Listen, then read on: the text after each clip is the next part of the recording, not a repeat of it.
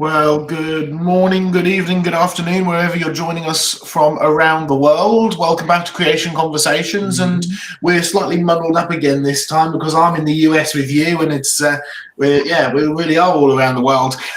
So welcome back. It's good to have you back, and yes, we've got a slightly different topic to what was originally scheduled, and the reason being is that we sort of had a bit of a discussion and decided what we wanted to do last week as a sort of evidence for the global flood, and we had some great topics lined up for you, and we got through about two of them.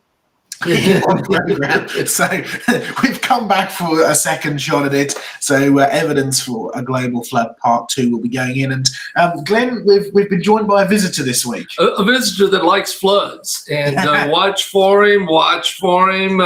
There he goes, and you better be careful. He's got teeth. Now, I keep mistakenly call these crocodiles, and that's it's a bit embarrassing coming from a zookeeper because they're not actually crocodiles; they're alligators. They're alligators, but they are crocodilians. Yes. So I can get away with calling them crocs. That's my excuse anyway. Yes. But these are the American alligators, and we've been out seeing all these.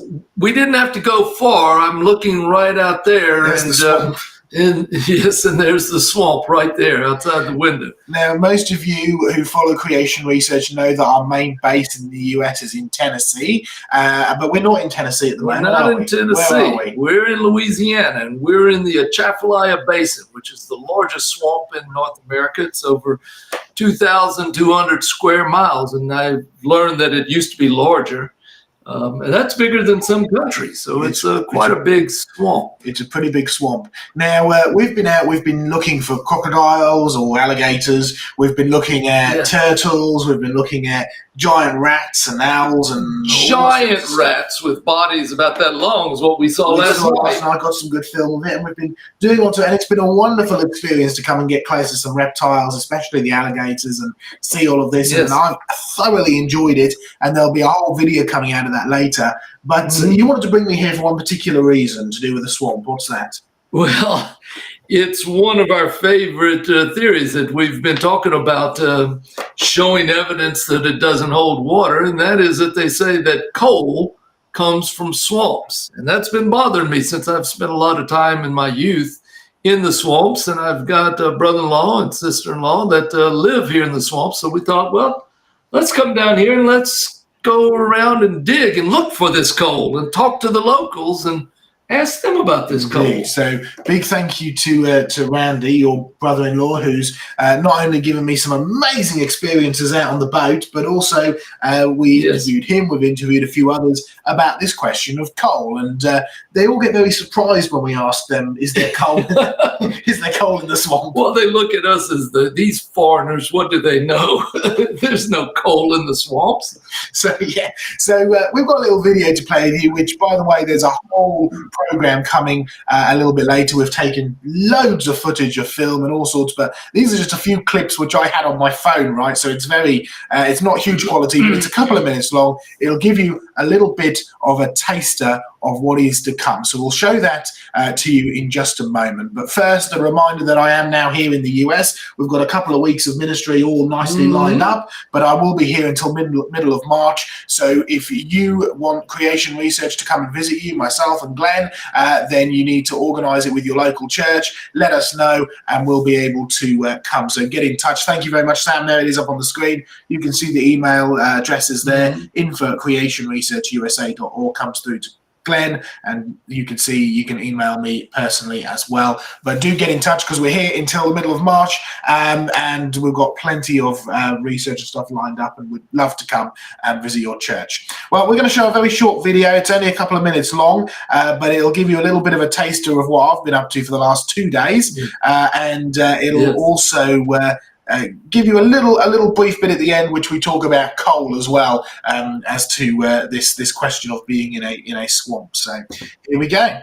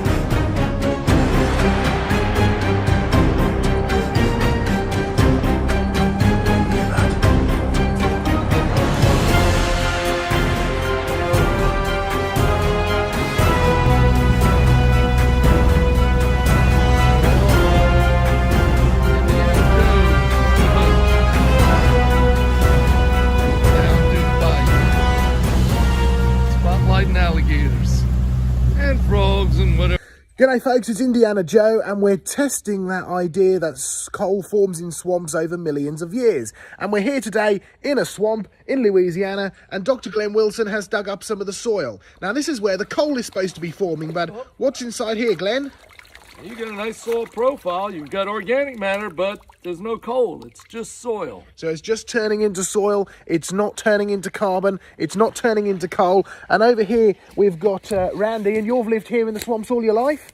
Pretty much. And how much coal have you found here?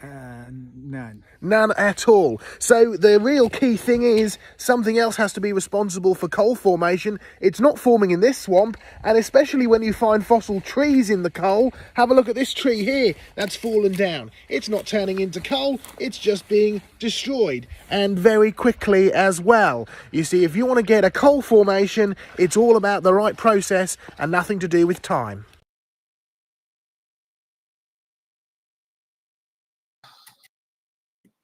There we are. So there we go. A little bit of a taster as to what's to come. And we've had a lot of fun traveling around and filming and all sorts. And we're going to carry on heading west tomorrow. Yes, we've got one more stop over the northern end of the basin.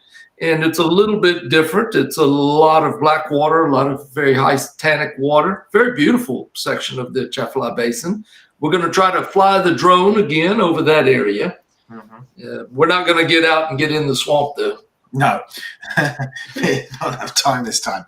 But do continue to follow. We'll be putting updates and stuff out on YouTube, or you can follow me on Telegram as well. Updates are going up on there as well. And yeah, we'll carry on filming and producing, and there should be some exciting stuff coming out. All right, so we're going to kick off the main program then. Actually, it leads quite nicely into it, from the idea of coal formation and talking a bit about that process into our main topic of the flood and the like. But first, we're going to go over to Craig, who's got a bit of an update for us and a bit of a report as well. So, Craig, over to you. Thanks, Joe. So what I'm briefly going to do is just talk about what we're doing in Tasmania, trying to explain the landscape of Tasmania within a biblical framework. So I'll just get across to my slides if you can get those up. Thanks, Joe. And tell me when they're up. Yeah, good to go, mate. Okay, so some of our regular viewers would be familiar with the fact that we've been going out finding fossils across Tasmania. This is where we're up to now, so we've advanced quite a bit since we first started reporting this. These are actual sites that we've been to and confirmed fossil sites. All the blue ones are marine fossil sites, so marine creatures. There's a few green ones in there that are plant fossils. So they're found right across Tasmania, and there's no question at all that Tasmania's been completely covered with water. This is one that I've just gone and done in the last 2 weeks. Haven't reported on it on this show previously, so I thought I'd just quickly show very typical of what we're finding in what's classified as Permian fossils. Some pecten shells there, Stenopora, which is a bryozoan coral, and some brachiopods there.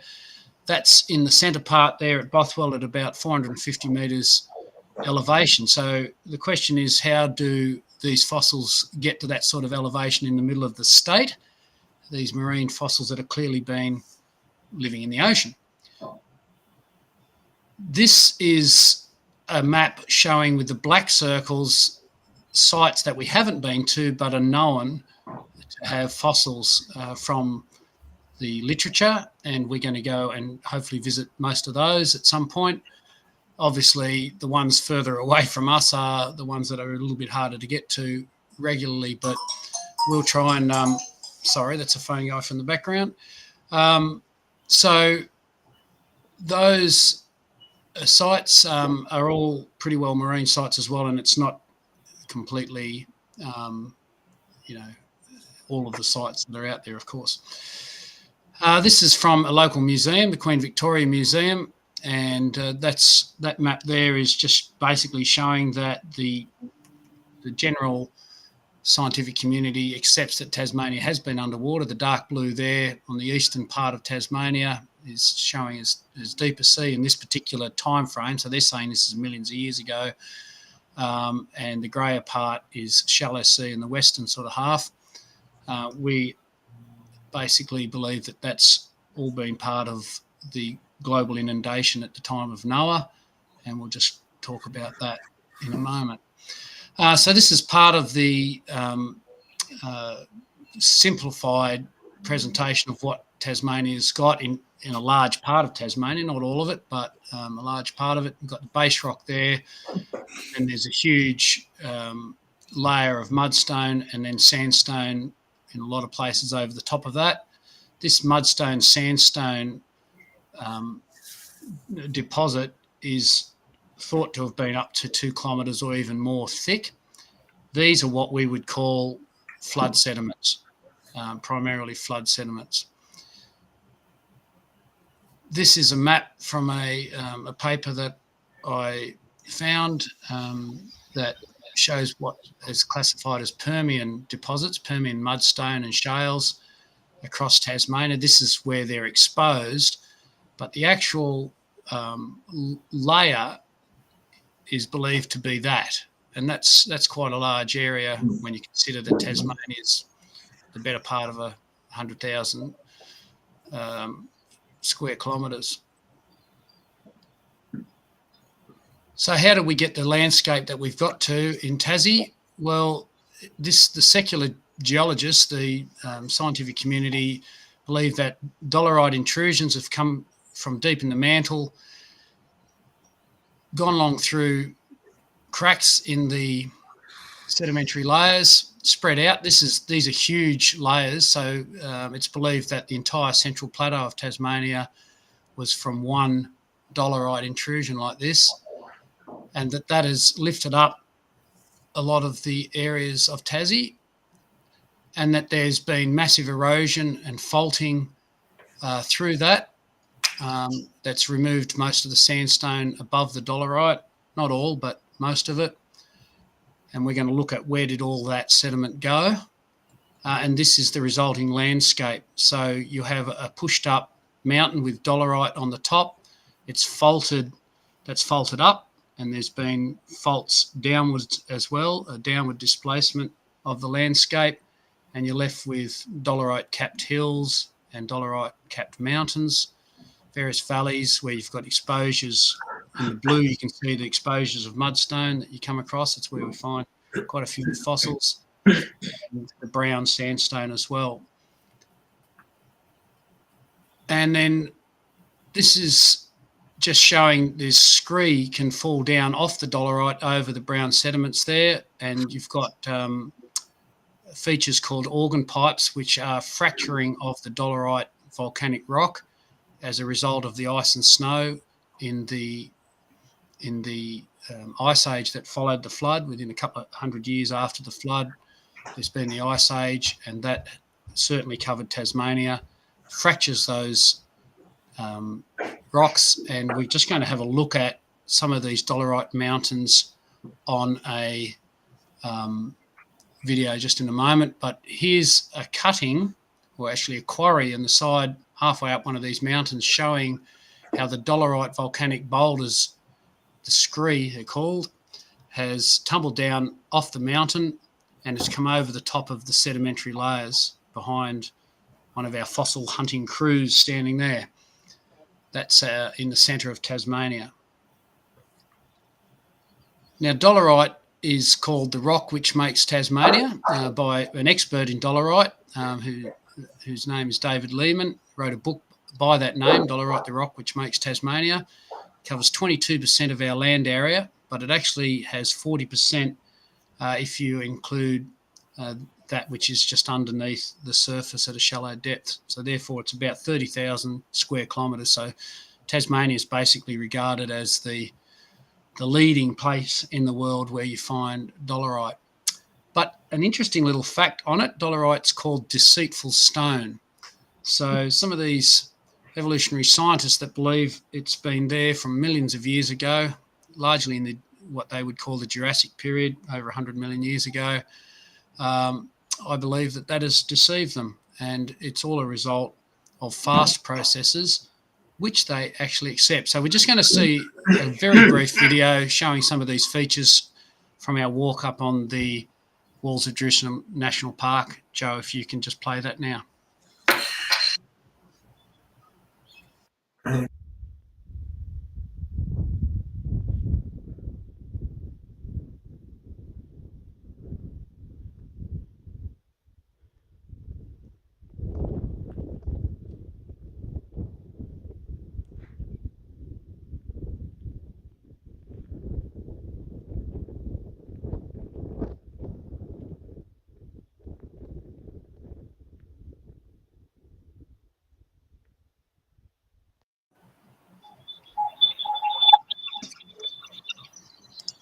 So that was up on the Walls of Jerusalem on the Central Plateau of Tasmania. You can see the dolerite-dominated mountain tops, and they are throughout Tasmania. But here's a sandstone remnant. This is on the east side of a mountain called the Temple, and there's a sandstone remnant. It's the only patch of sandstone we saw like that on our 2-day walk, and I went down and had a closer look at it. The black arrow down on the map there is showing roughly where we're looking in Tasmania. This is the side of the mountain with the sandstone, and that's just showing the layering in it. So it's definitely sedimentary rock, but that's been laid down and according to not just us, but according to the evolutionary scientists, that has been laid down by ocean events. These dolerite intrusions, however, are believed, even by secular science, to have occurred very, very quickly. This is a quote from Keith Corbett, a geological expert in Tasmania, who says this: "It's been estimated that the emplacement of one of the major sheets," pretty sure he's referring to the Central Plateau there, "may have been accomplished in a matter of weeks." And another well-known science writer in Tassie, Peter Grant, said this about the dolerite: "Geologists believe that the massive upwelling of subsurface dolerite here in Tasmania may have been so sudden as to be noticed by humans, had any existed at that time. Our imaginary proto-humans living at sea level in this region may have found the ground around them elevated by as much as 600 metres over a period of years, perhaps even months," which is an incredible admission, really.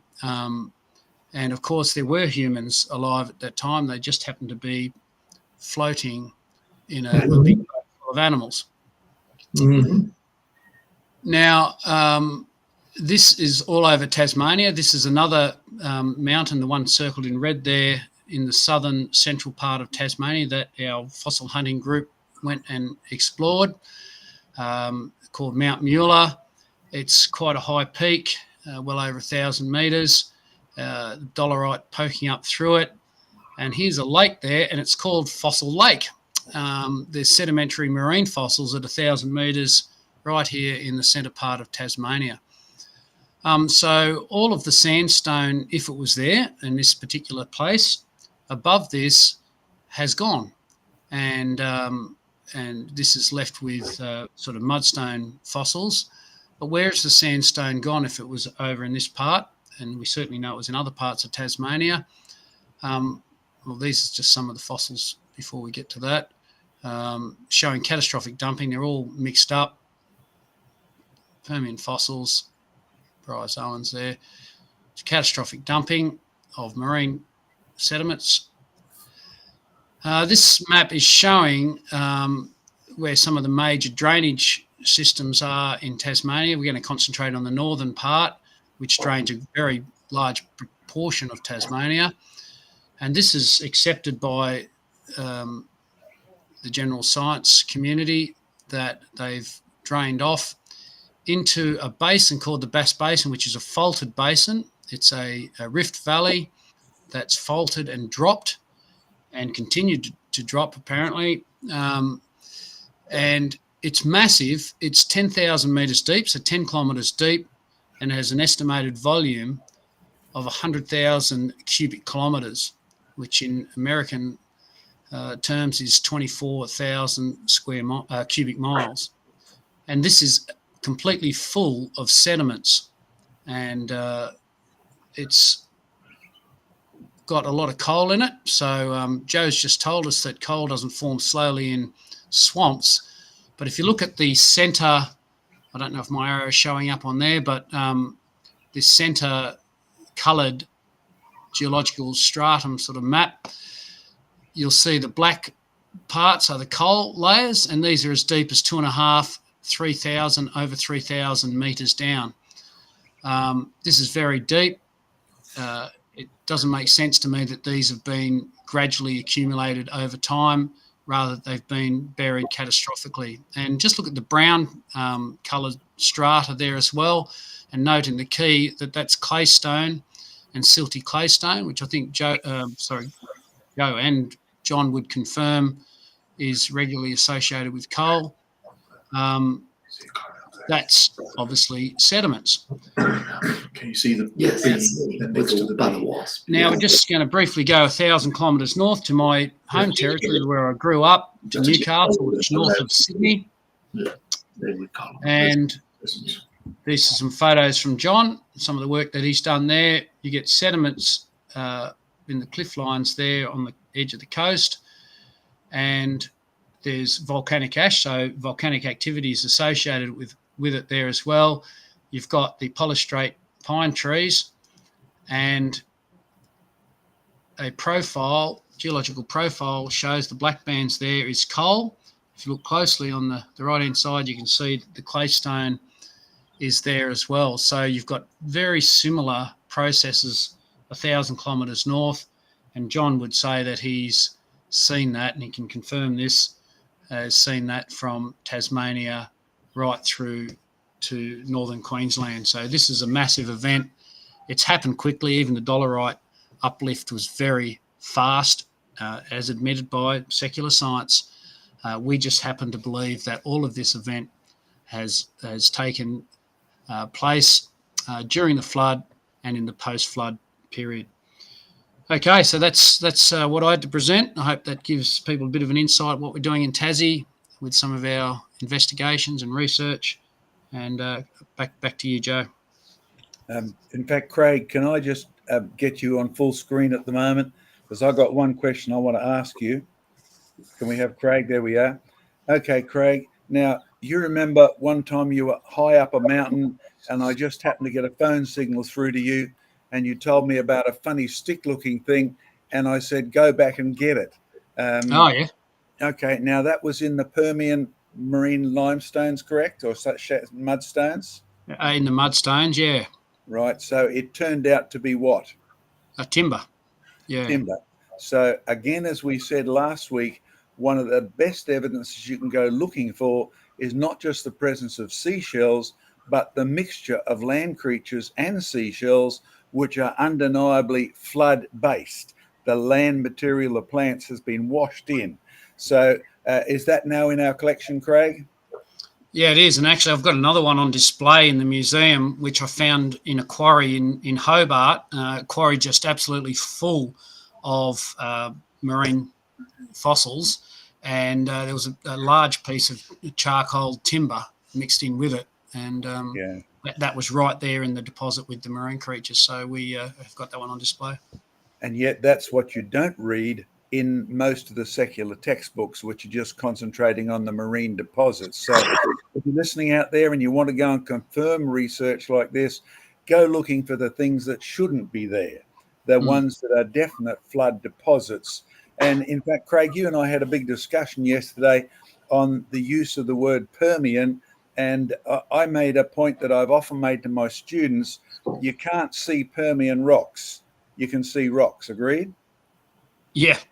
Okay. Now, that's the clue, folks, if you're listening, because what we want you to be able to do is to actually observe the real world, the one that God has made available for you to check. We'll come back to you in question time, Craig. Can I talk to you and Glenn, please, Joe? You can indeed. Let me bring ourselves up 1 second. Where are we? There we are. All right, we should all be there now. Very good. Not there yet, nearly there. Okay, now we've had a few people asking questions that I've looked at the screen on the side. And Glenn, you're in a position because, you see, I've walked all through the swamps in Florida. I've seen the white shelly limestone formation or beginning to form on the bottom of the swamps. I haven't even come across peat deposits in the Florida swamps at all, because the plants accumulate in winter, but the summertime actually disintegrates them totally. So there's not even peat accumulate in the Florida swamps. There are a lot of alligators, though. That was my biggest concern. And I have walked high up the mountains of Scotland where I see the biggest peat deposits, but they're all made of peat. You know, the peat is mainly roots. So therefore, we can rule out peat even as a source of coal, because coal is not largely made of roots. But Scotland is a lot safer than Georgia or Louisiana, as I've heard it called, because it doesn't have alligators. But people want to know, what's the difference between alligators and crocs? Give us some help here. Well, yeah, there is a difference. Ooh, I'm about to drop it, in the shape of the head. It's a smaller head and a fatter snout on it. Crocodiles tend to have a very long snout. And alligators, a bit of a bulb on the end as well, Yeah. so it's up to a pyramid shape with a bulb on the end, whereas the alligators is nice and smooth and much more stout. and there's a much difference in their personality, as you saw. The personality, these are very passive. They want to just be left alone. They want to get away from you.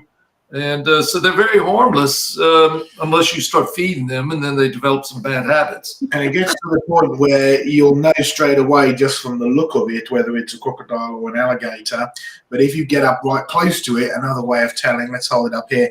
Can you see how his lip is buried underneath the outside row of teeth? So it's only his top teeth that are actually showing on the outside. And so if you find them close up, you'll see that they have this top row of teeth. You can't see their bottom set of teeth, whereas crocodiles, they're jaggedy and you can see them all the way around, both the top and the bottom teeth. But mostly you can just tell straight away by looking at the shape. They have a very distinctive kind of almost brow ridges as well on here, which are slightly different from crocodiles as well.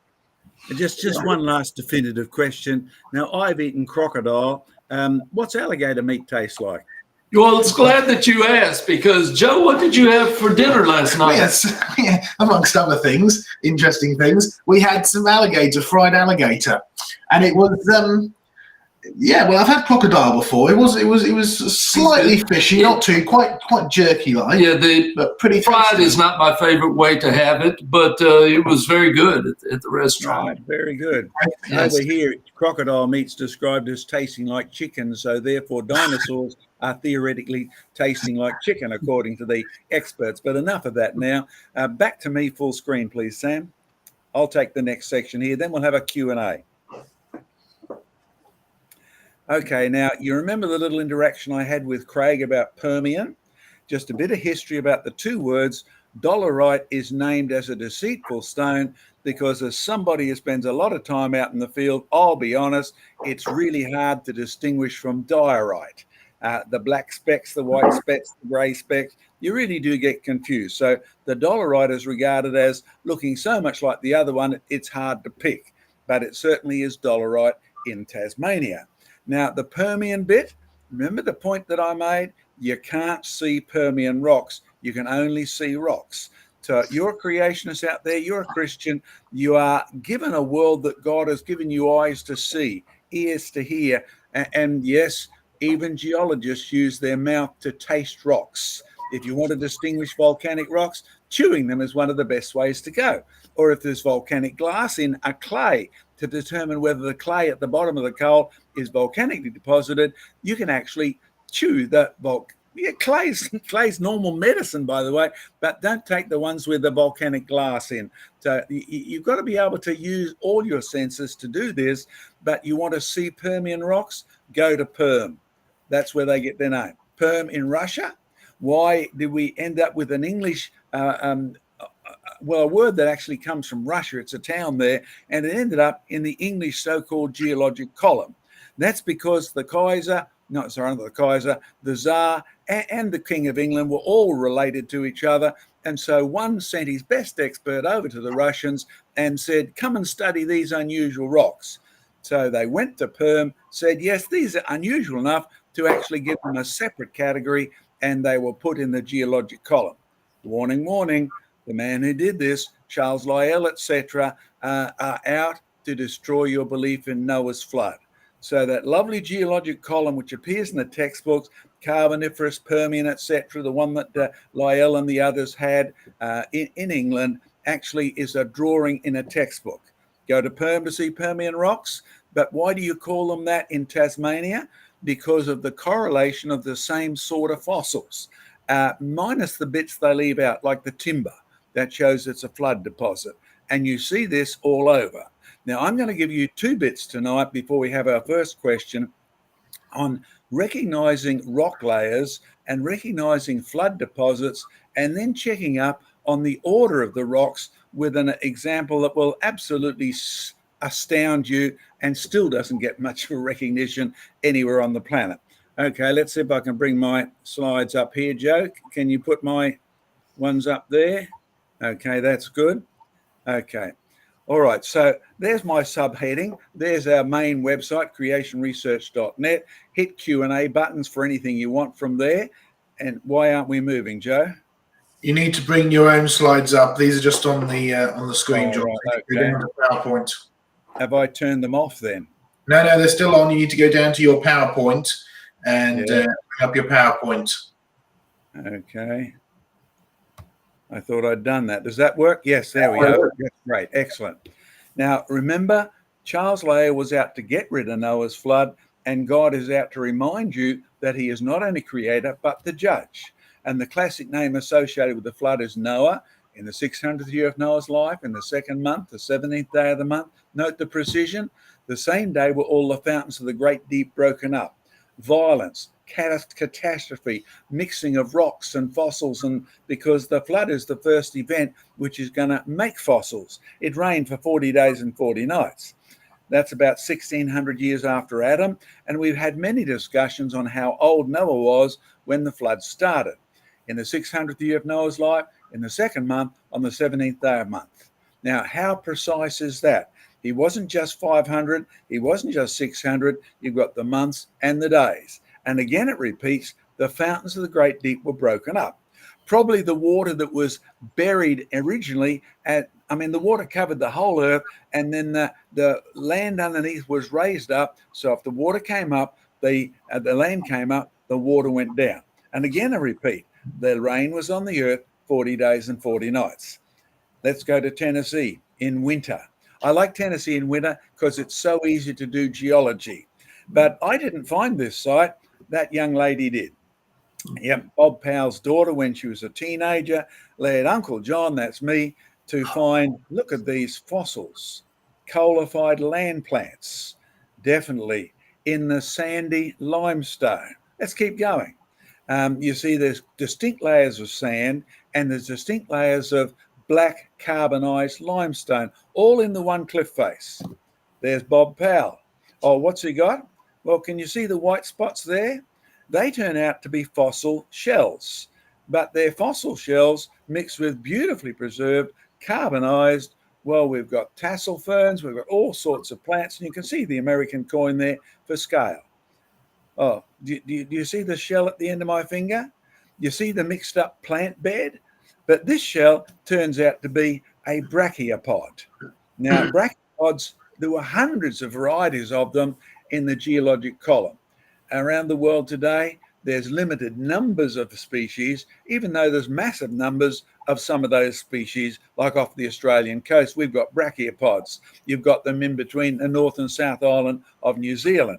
So we know these are brachiopods, and they're all marine creatures, land plants and seashells.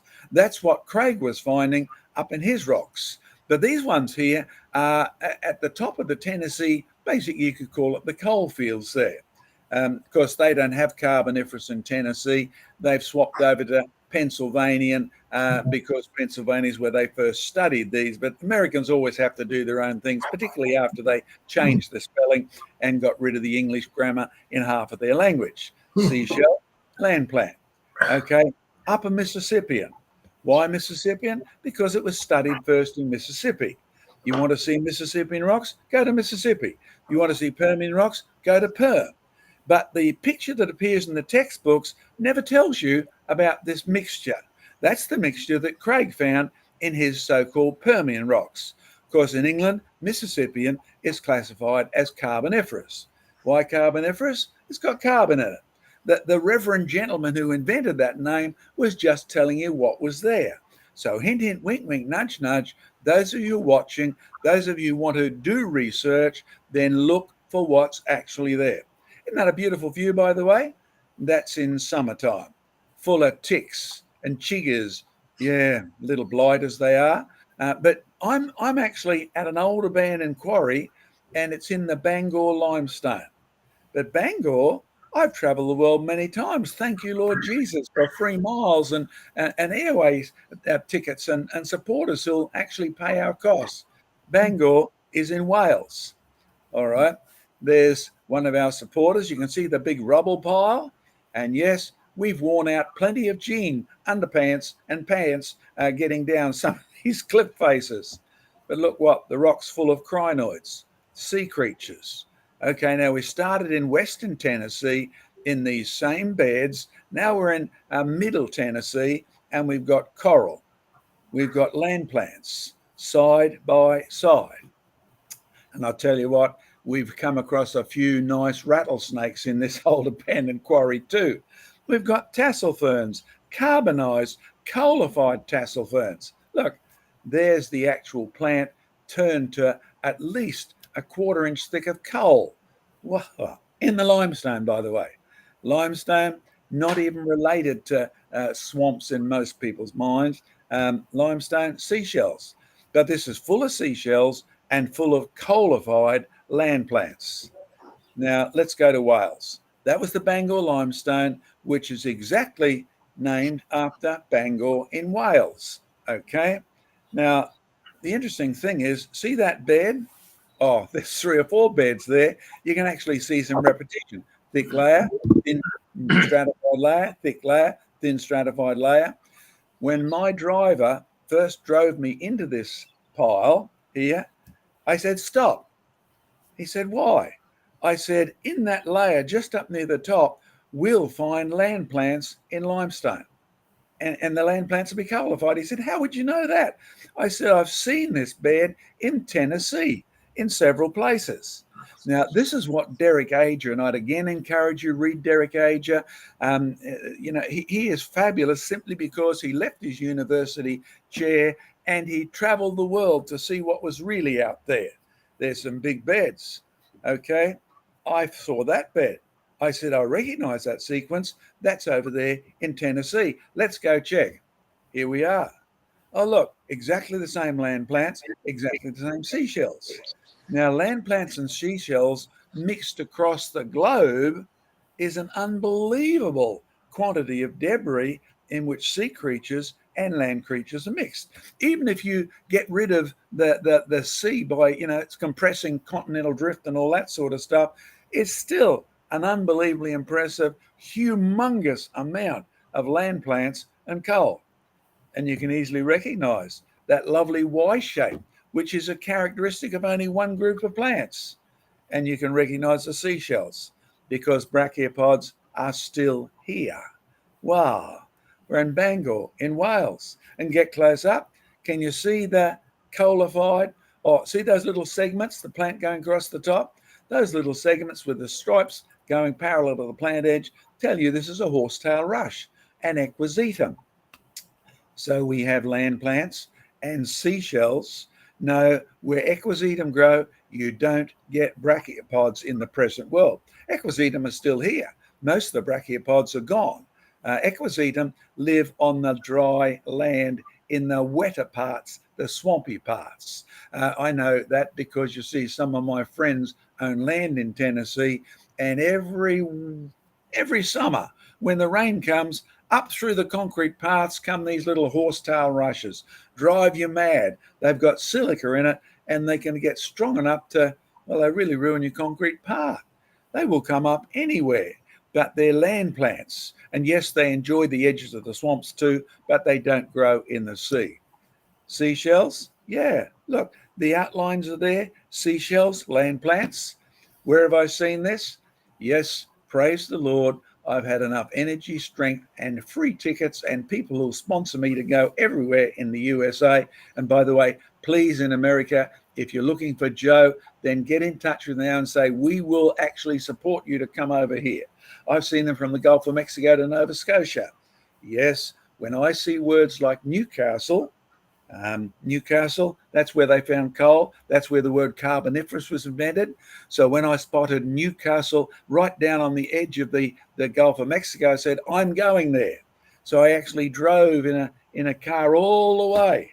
And I tell you what, there were the Pennsylvanian beds. Oh, sorry, the not Carboniferous. Yes, the Pennsylvanian, because the Americans call them that. Okay, and I've seen them from Canada to eastern Turkey. There's a big advantage in doing a Derek Ager. There's a big advantage in using the air mile points to actually achieve this and do the research. What does the scripture say? Taste and see that the Lord is good. Don't just taste, because the whole scriptures is good, but come and see. That's what he said to Thomas. You want to know whether it's me? Then put your hands in the holes. Come and put your hand in the side. Man, I tell you what, that's an aggressive sort of experiment, but Thomas did it and went away believing. There's Bob. There's his rock. Yes, we collected this rock. This is now in our collection. No, I haven't yet brought that one back to Australia. It probably should be in Bob's collection, Glenn, if you're ever looking for it. We've got some fabulous bits of this here in Australia. But between these two places, Tennessee and Bangor, was 3,000 miles. Yep, that's the old metric system. An awful lot of kilometers of these shells that actually tell you there's been floods in the USA, floods in Bangor, and it's got to be the same flood because the fossils are the same. Now to actually make a comment on the geologic column, because Lyell is known for his aim. My aim is to get rid of Moses. Lyell invented the top 4 parts of the geologic column. He was then using a rule. The fossils tell us how old they were. The first guys who began the geologic column just were classifying the rocks.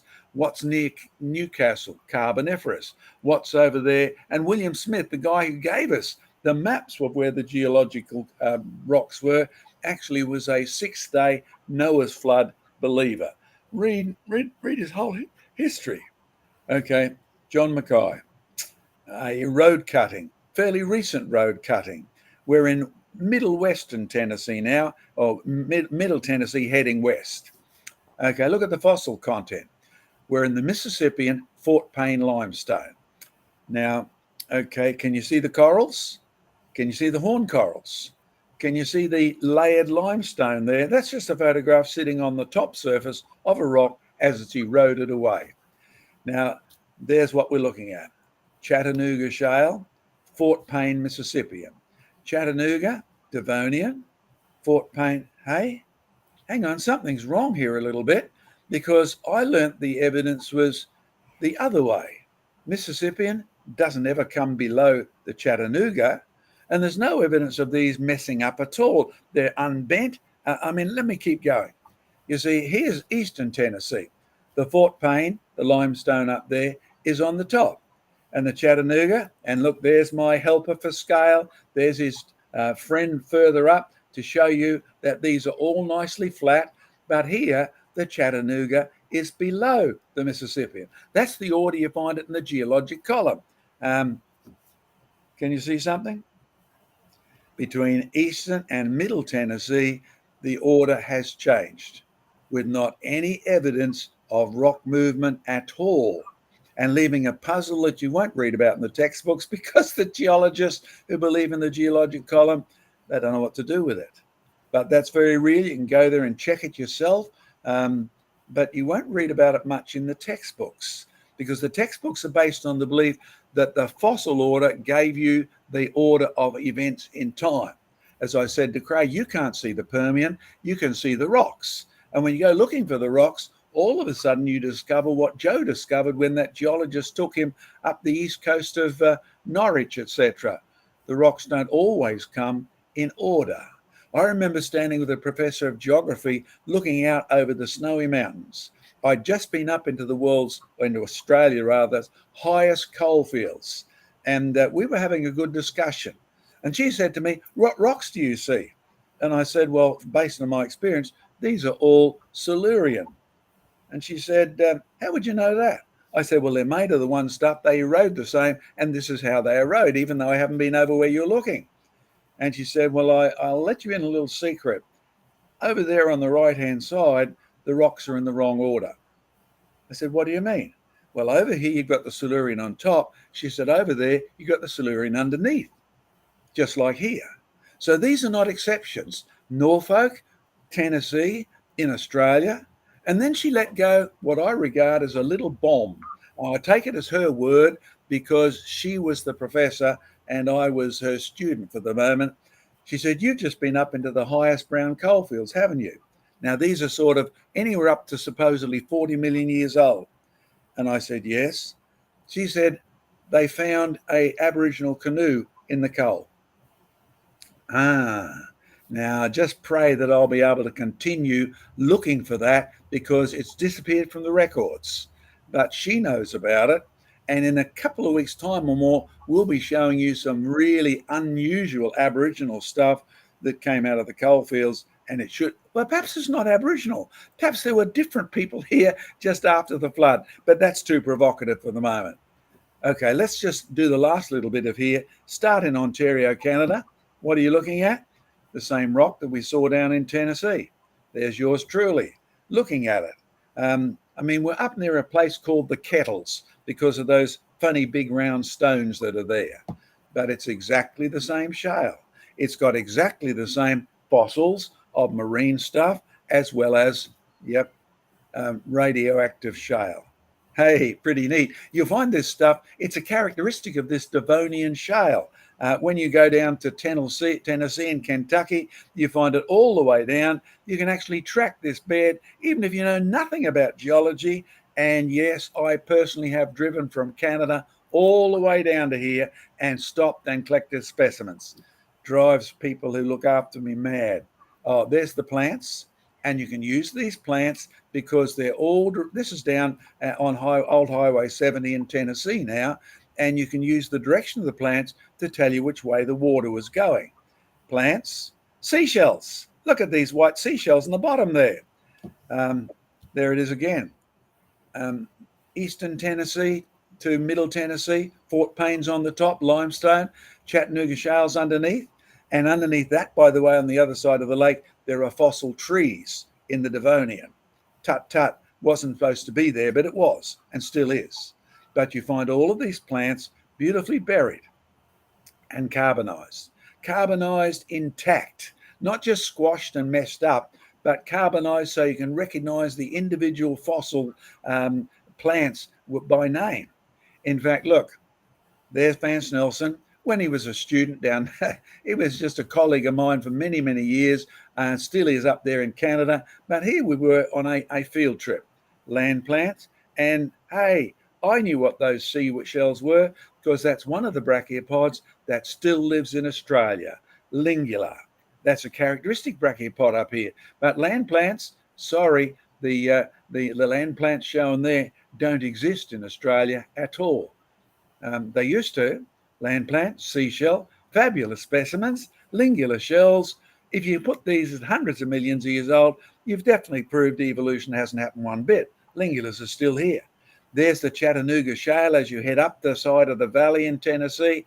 And look, you can actually, oh, this is radioactive, by the way. So I always tell the students when they get a specimen of this, boys, don't keep it in your pocket.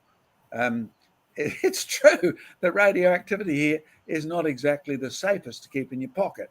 Back in World War II, if you Americans want to check your records, they were thinking of mining this Devonian shale for use in nuclear products. They were desperate to get nuclear stuff.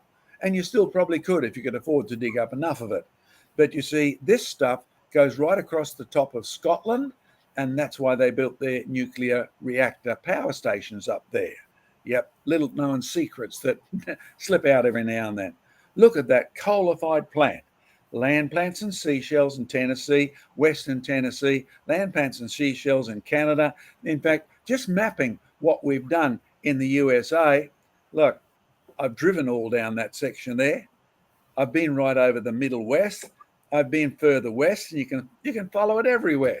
Now, whether you end up thinking it flowed from the northwest to the southeast or from the other way, you can actually tell it's all a flood deposit. And I haven't even bothered about overseas yet. You see, when you're looking at the evidence for a flood, then remember to actually look for the rocks, not the time category. In fact, you're looking at massive flood deposits that the ordinary person doesn't even think of. Shale, slow deposit on the bottom of a swamp, full of trees and plants and seashells. Hogwash. That's not a slow deposit on the bottom of the swamp, any more than you found coal on the bottom of the swamp in Louisiana swamps. It just doesn't exist that way. Now, after this, we're going to give you a question time. And if you want to bring me up onto the screen again, thanks, guys. That would be great. Will I bring myself back? There we are. If you can give me the whole screen. Good. Now, one last thing before we throw it open to questions, and then Diane will come back after that with some great look at, can you do the biologos thing and say the Genesis flood was only local or didn't exist at all, and why it matters. That's Diane coming up at the moment. Okay, now Craig mentioned Permian, and he said that I took some of those pictures of the coal with the fossil trees in. I certainly did. And in fact, in the early days, the first professor of geology actually mentioned that these trees went all the way through from one seam to another. Now, I was basically booted out of the geological conferences for saying such a thing because I gave the geologists directions as to where they could see this. Yes, I've excavated one tree from the bottom coal seam right the way through to the next, have got heaps of pictures of it. So boo-boo to Professor Plymer, who said there's no such trees. There's plenty of such trees. He just wants to be like Elian and leave not only Noah's flood out, but the God who is the judge. I warn you, Christians, you're going to preach about Jesus' love. It only makes sense in the category of God as judge of sin. The God who sent Noah's flood still hates sin. And that only makes sense in the light of Genesis 1, 2, and 3, where God has the right as creator to judge his world any way he wishes. Aren't you glad that he is morally perfect and morally good? But what's the point I'm trying to make? You come with me to Newcastle and you find an interesting dilemma. I've actually driven north and south. You can follow that coal field all the way up to the edge of the Queensland border. Then you have to duck underneath. So drilling, we know it exists. Then it shows up again in Queensland and heads northwest, and most people never see it again. But it's absolutely massive, absolutely fabulous. But here's the dilemma you face. When they first came from England and they were used to carboniferous coal fields, they came to Australia and they saw mega coal, first discovered at the headlands just outside of Newcastle, Newcastle, England, Newcastle, Alabama, Newcastle, Australia. The people do this. That's where you find coal. But then they had much coal and they had a big argument coming up. Is this carboniferous?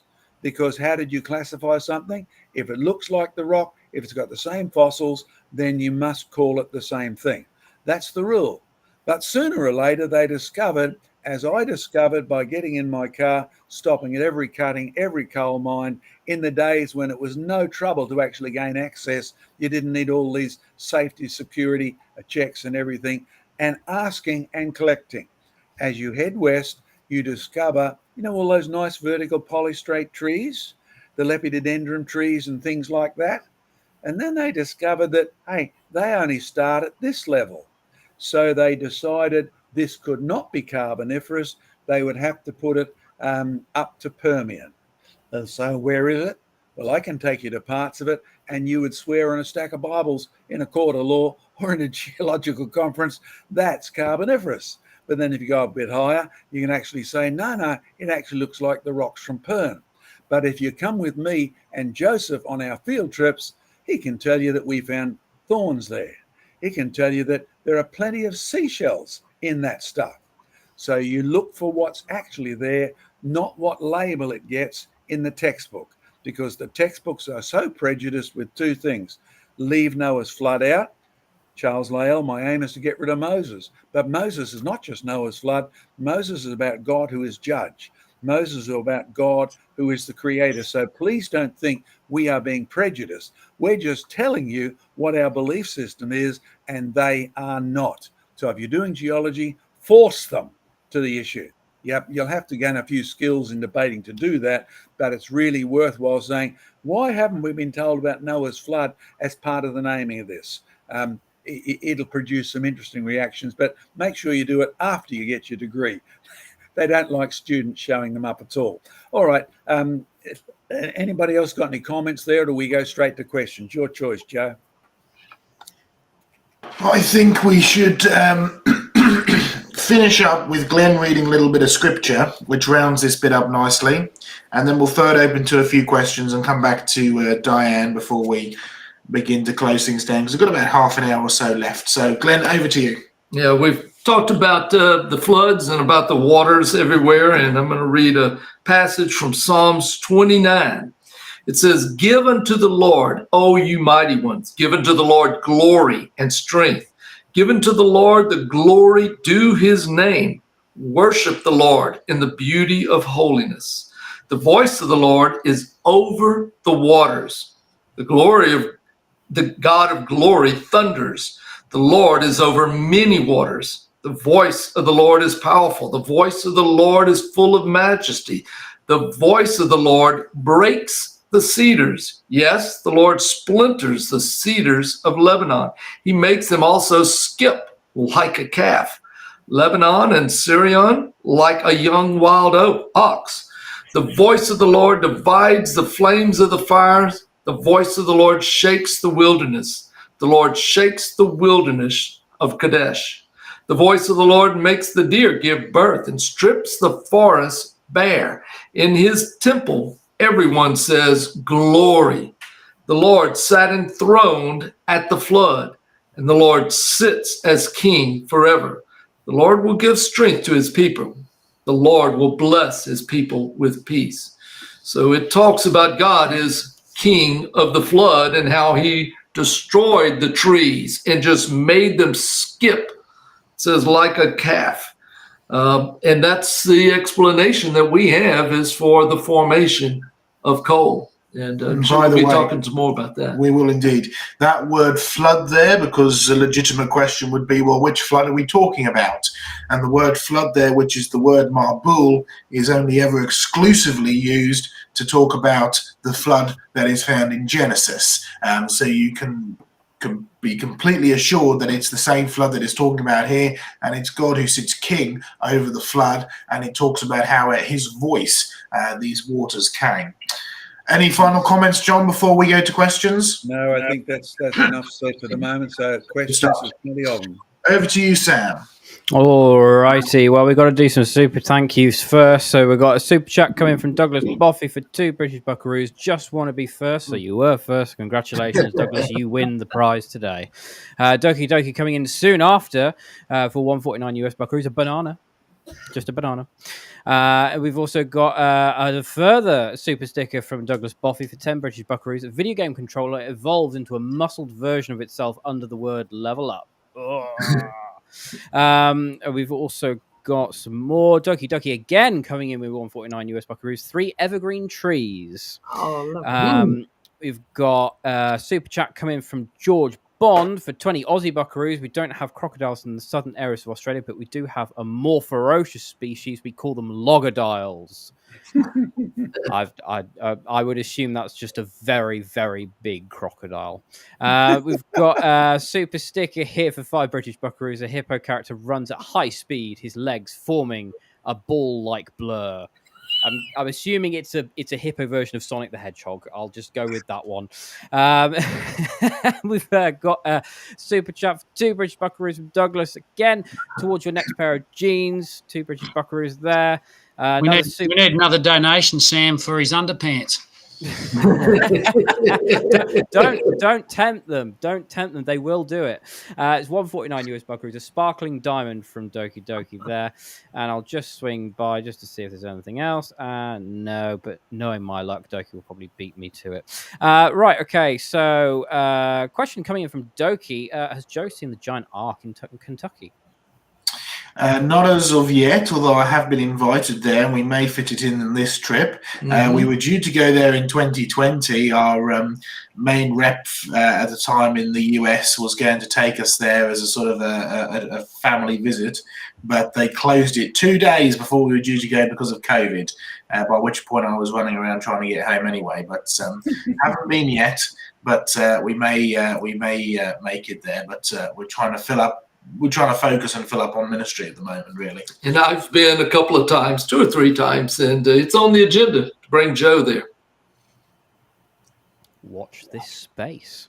Right, okay. Got a question coming in from Facebook from Edward Apina, all the way over in the Philippines. I would like to throw this question over that did not make the cut last week. What are your thoughts on some reported fossil anomalies like that of the London Hammer, where such a hammer was fossilized in a rock that was supposed to be millions of years?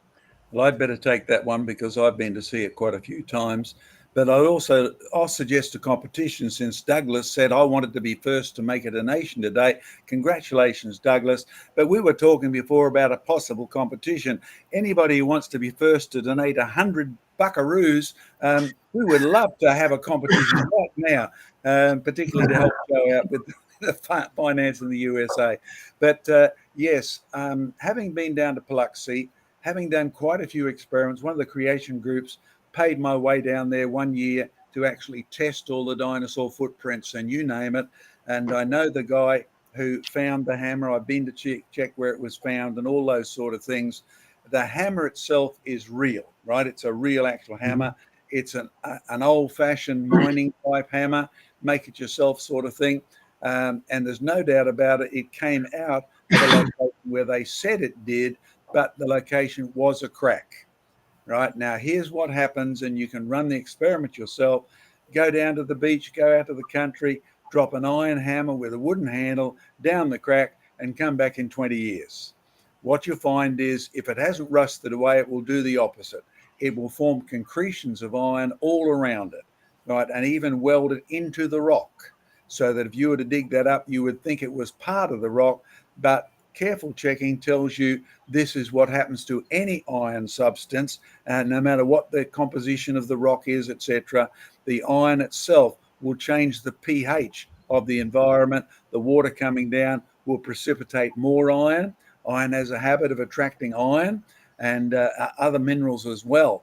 So I am not convinced it's an original dumped in the rock. Unlike the questions that people are asking about the canoe in the brown coal or whatever, which definitely seems to be genuine, and so do the tools that we found. That's another subject, so we won't answer questions on that one today.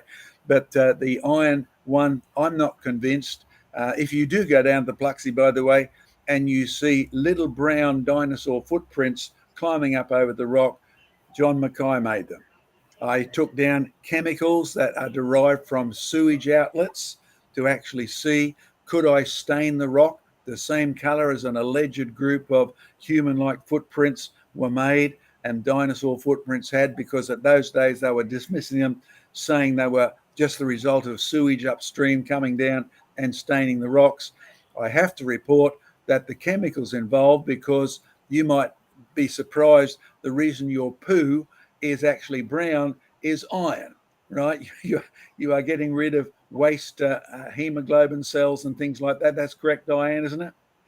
It's derived from bilirubin, which is bile salts. Yeah, so it actually contains minerals and things like that.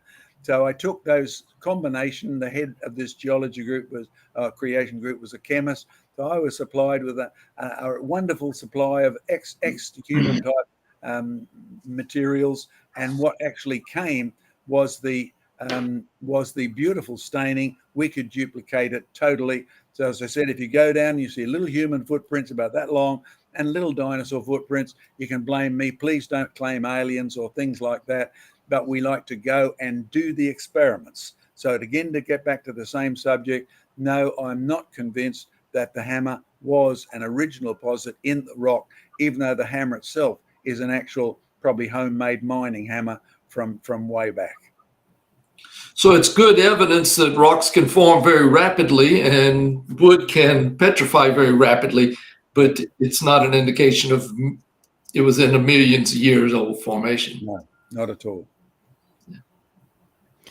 Great stuff. And as predicted, Doki Doki came in with a lemon character, raising both of his thumbs up for 3 US buckaroos. Thank you very much, Doki, for proving my point. All right. We'll move on to another question. This is an interesting one. Why do baby crocs sound like laser gun sounds? I wouldn't describe it as laser gun. No, we did hear an alligator yesterday, and brother-in-law is the one we would need to go ask. He's in the other room because he knows very well the sound of them. But you could do the sound, but that's why they do it. I don't know, but I know they make sounds to attract a mate, and they will slap their tails on the water. And he told us an interesting story about duck hunting and splashing to attract ducks, and he attracted a big male alligator instead, who kept answering him with splashing his tail. So. Yeah. I actually was watching a video the other day, one of these wildlife ones, and it was on the swamps of the USA.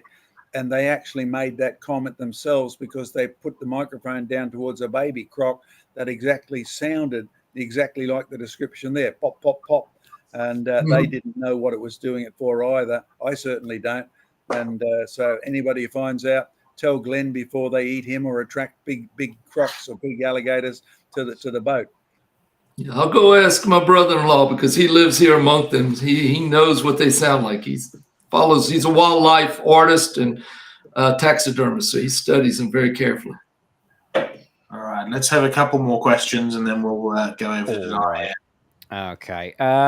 This is a quick one. A yes or no answer to this one. Have you ever dug in the Hell Creek Formation? Yeah, plenty of times. All right, there we go. Right. We've got some good fossil plants and some good dinosaur bones and some great teeth and heaps of other things. So Figs as well, if I remember. The lovely layer, the potassium, the meteorite layer is actually over the top of there, and you actually find Triceratops above that layer in that area where we were digging. So please don't think that dinosaur layer is the end of the dinosaurs at all. Cool beans. Right. Steve Stranghoner on Facebook sent in this question. What causes the radioactivity in shale? Also, what causes heavy concentration of coal in places like Kentucky, Southern Illinois, Pennsylvania, etc.? Is it based on vegetation that was there or something in the topography that aided the process?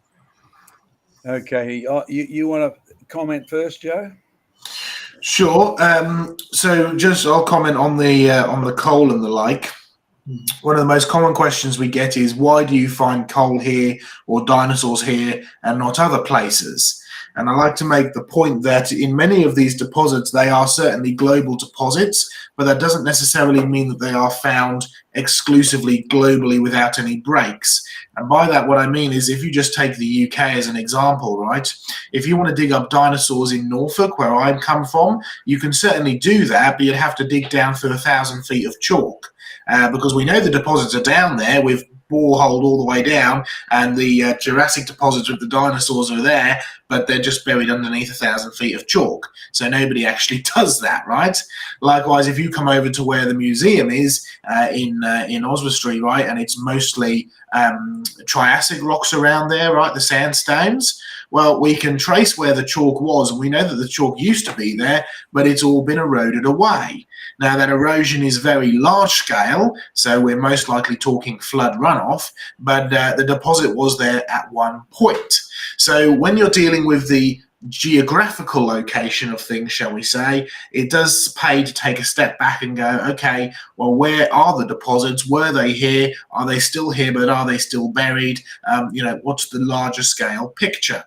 In terms of heavy concentration of coal in places like Kentucky and southern Illinois and Pennsylvania, well, again, as we've mentioned, you can trace these rock systems all around the world, the Pennsylvanian and the Mississippian, which is where you find the predominant amount of coal, or the Carboniferous as it's known in the UK. You can trace these all around the world, so it's a global deposit, and it's a global flood deposit, and has nothing to do with based on the vegetation that was growing where they currently are deposited, where they're currently buried. This is a mass scale burial, a very quick burial, and under the right conditions, you end up with coal. Now, you go to creationresearch.net, click on the coal experiments, and you'll find a number of interesting things about the rapid formation of coal. It's certainly a process, and it really does seem to be a process which is connected to clay, or the presence of clay.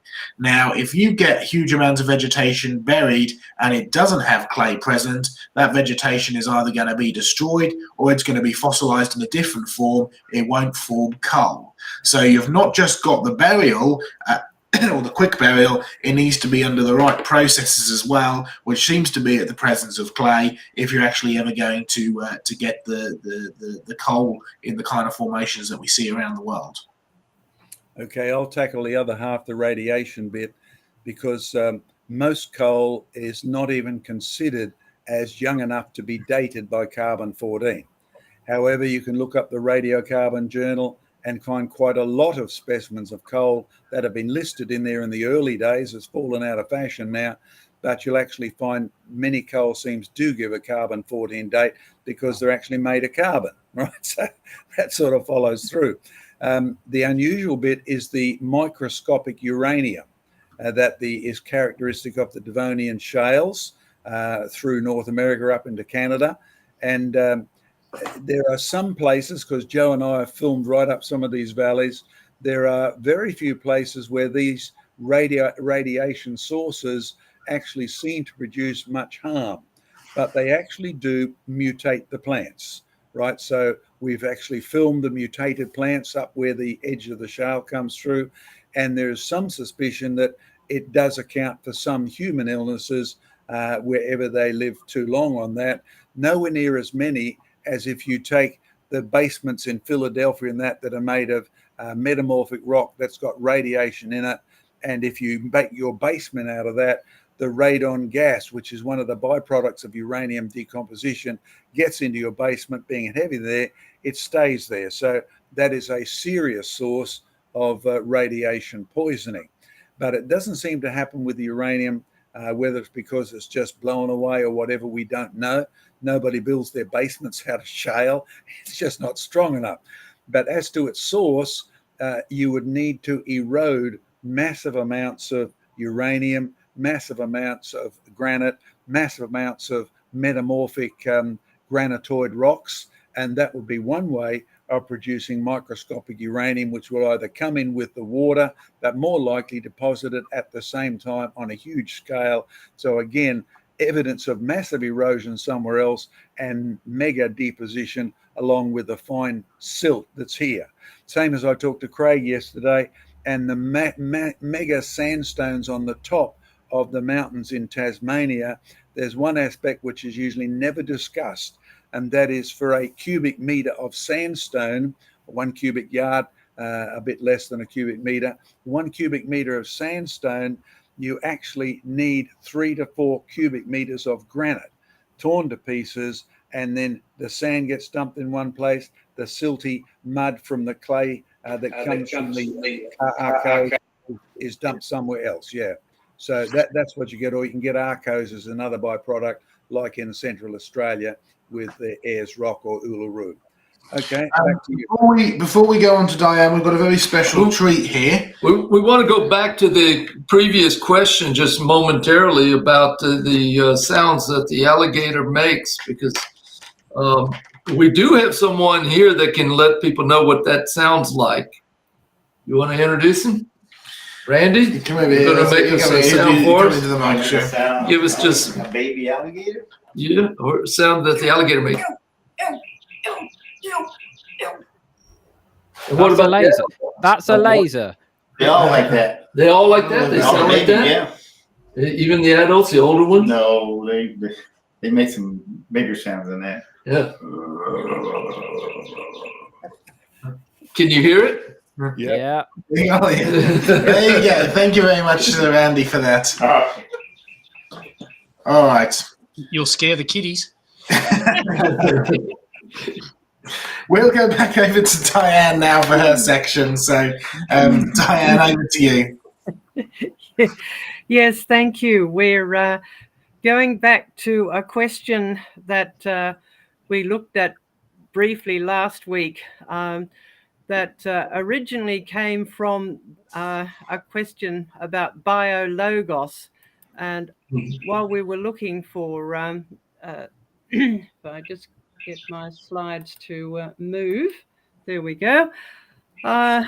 This is an article that was recently published on the Biologos website making this claim that the scientific and historical evidence is now clear. There never has been a global flood that covered the entire Earth, nor do all modern animals and humans descend from the passengers of a single vessel.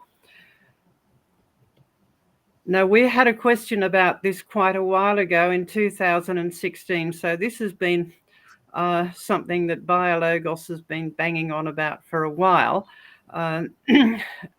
And this was the question we had. Biologos stated that Noah's flood was only a local event and is only a theological story. What do we think?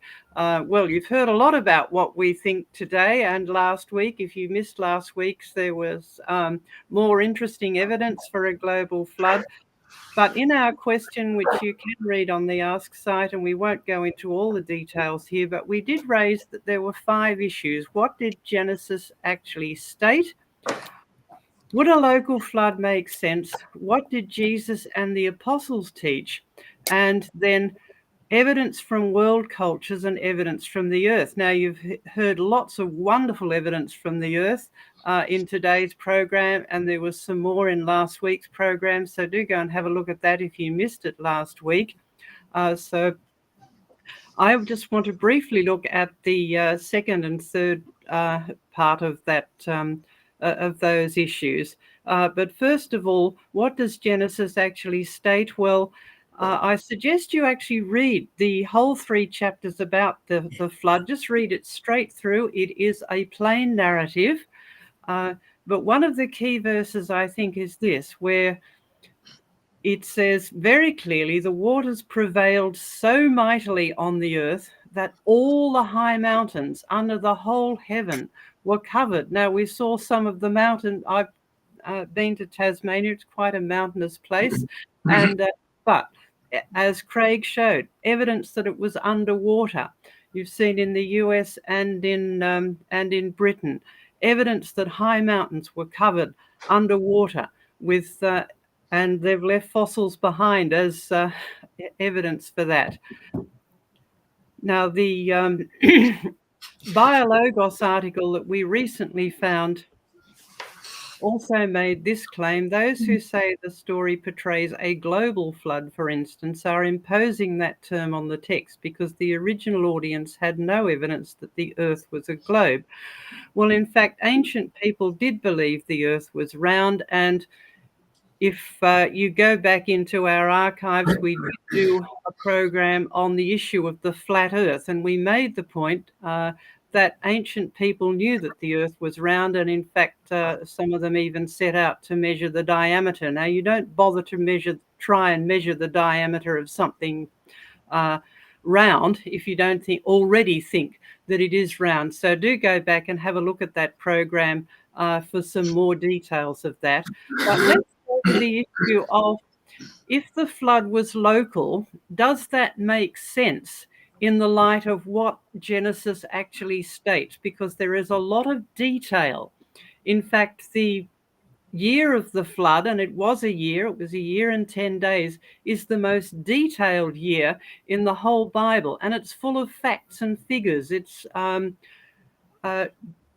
revolves around Noah's life. In other words, that there is a very clear calendar there, what happened on what day.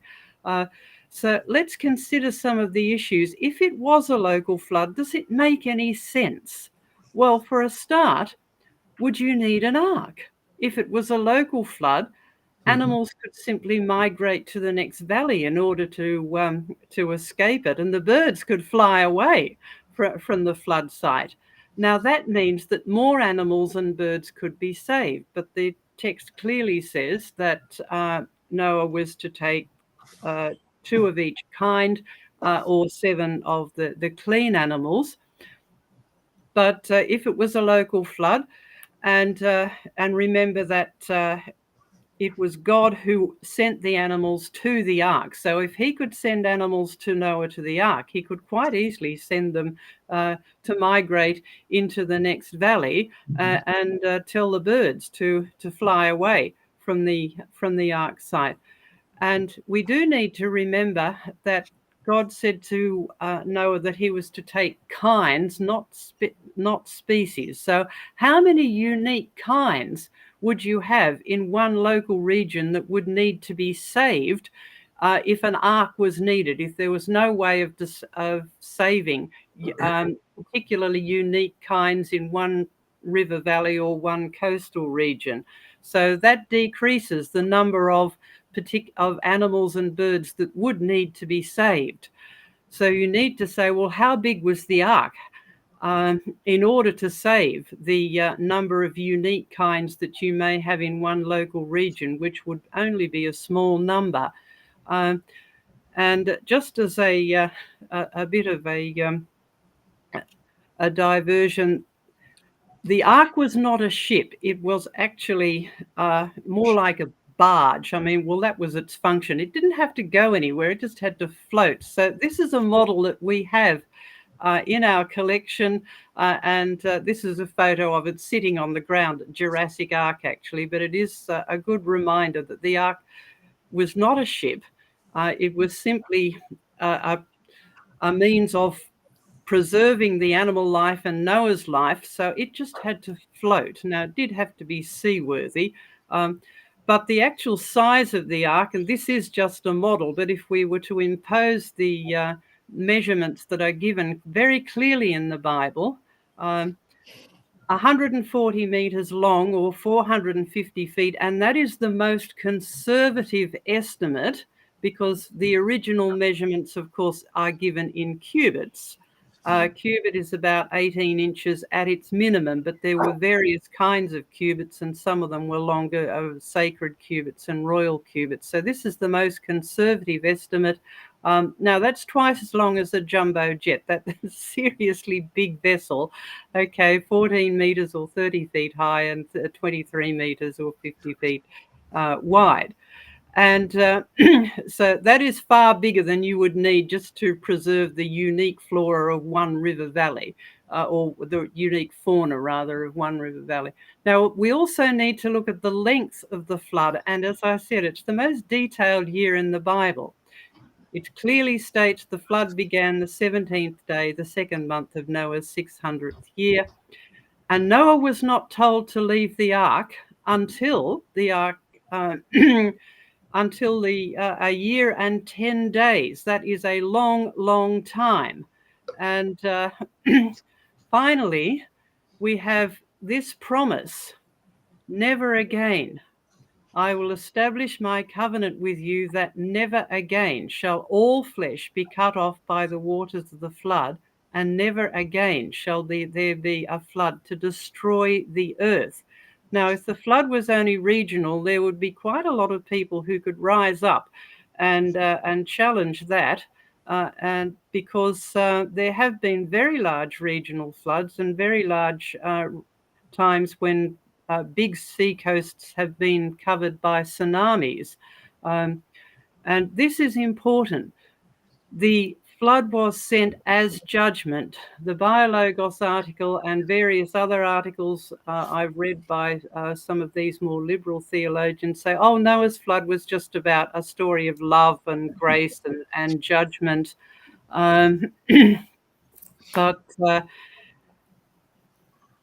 Noah's flood was sent as judgment, and we can't afford to ignore that.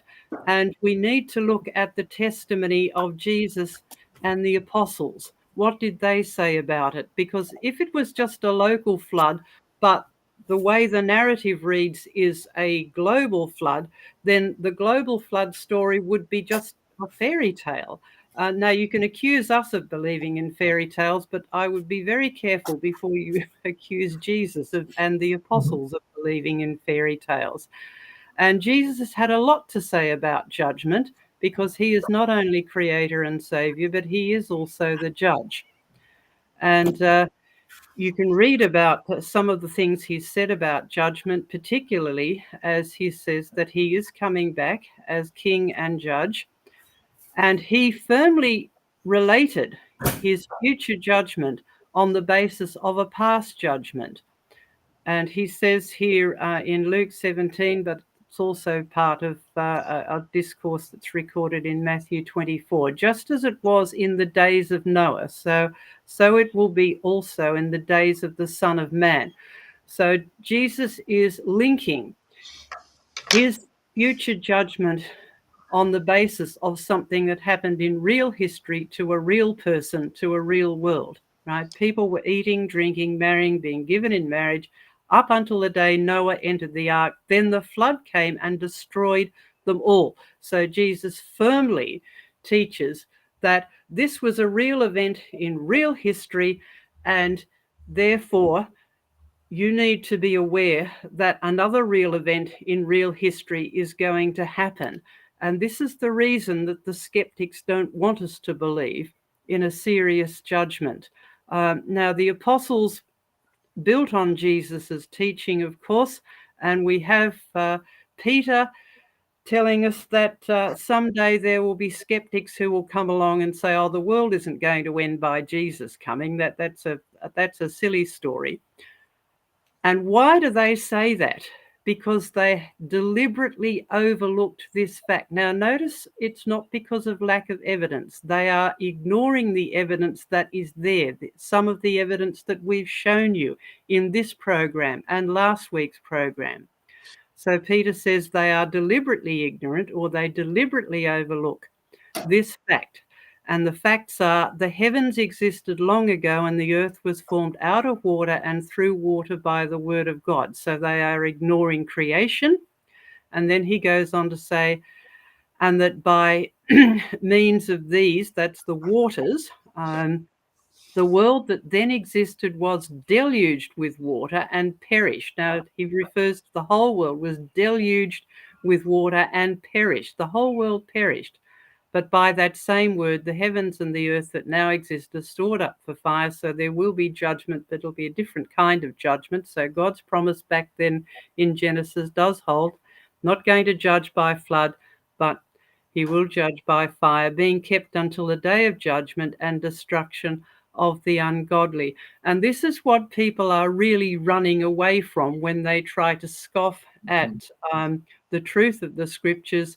They're quite happy to argue about creation in terms of design or not design.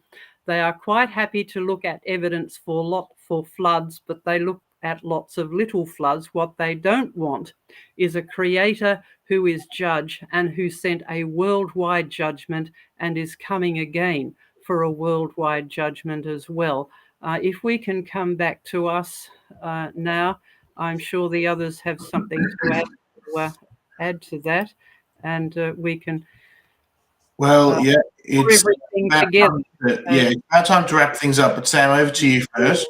Yeah, it happened. We got bluff was called, and it happened. Douglas Boffey coming in with 100 British Buckaroos. Look at that! Woo! Thank you. Extra brownies points, That's Douglas. wonderful. Much appreciated. Thank you so much, Couple mate. of pairs of underpants in that. Yeah, exactly. Definitely. I reckon about 3 with the current economy's prices. We should about do it. Anyway, do you want to do one last question? Let's do one last question. John has had to leave. I'm assuming to go and check on his wife, who's not well at the moment. But we will. Let's do one final question before we wrap things up, because we've hit our time. We've also got Doki Doki coming with 2 US buckaroos. Fan character wearing heart-shaped sunglasses. Thank you so much. Thank you. Right, there we go. So we'll do this question here. It's come from Who Little Old Me. Question: If the half-life of carbon-14 is 5,740 years, how can coal and oil be hundreds of millions of years old and still burn and emit CO2? There's a slight difference between C14 and CO2. So carbon, which is your carbon atom, right, is in multiple forms. So the form that carbon is in when it's in a tree is going to be different from the form of the carbon when it's in you, because you've got carbon in you. So carbon 14, you also get other things like carbon 12, carbon 13, right?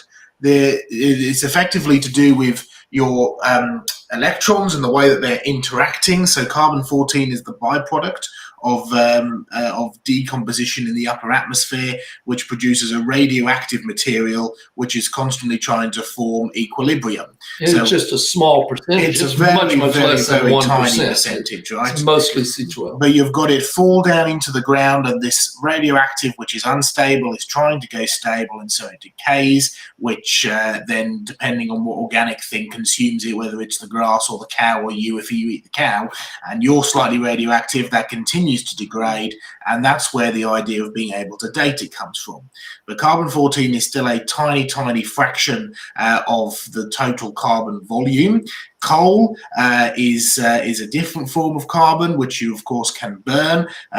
Energy is neither created nor destroyed, it just changes form. So when you burn coal, that is emitted in the form of heat and light, and it releases the gas, which is CO2, into the atmosphere, which is carbon and oxygen, right? And so that's then no longer a single atom, it's a compound. And that's the whole other, climate change and everything go on there for ages. But they are slightly different things. They don't always equate together just because they've got the same name in that sense. But you can go to creationresearch.net, click on the Q&A, and you'll find stuff both about coal and carbon-14 on there. Well, I think we should round it up there. Bless you, Doug. That's wonderful. And thank you for everybody who interacted and everybody who donated. We'll see you next week. And in a week or two's time, I don't think it's next week, but in a week or two's time, we've got Simon Terry on as a special guest to talk about slugs, which I'm looking forward to. And he has a great program on slugs. It's much more exciting than it sounds. It sounds. It really is, honestly. Be encouraged by It'll slugs. be a fast-moving program. Yeah, indeed. But anyway, we'll see you next week, folks, to talk about DNA and mutations. And I believe it's the week after that we've got Simon, but we'll take and see. But anyway, thank you very much for joining us today. God bless. We'll see you soon. Goodbye. Yeah. Goodbye.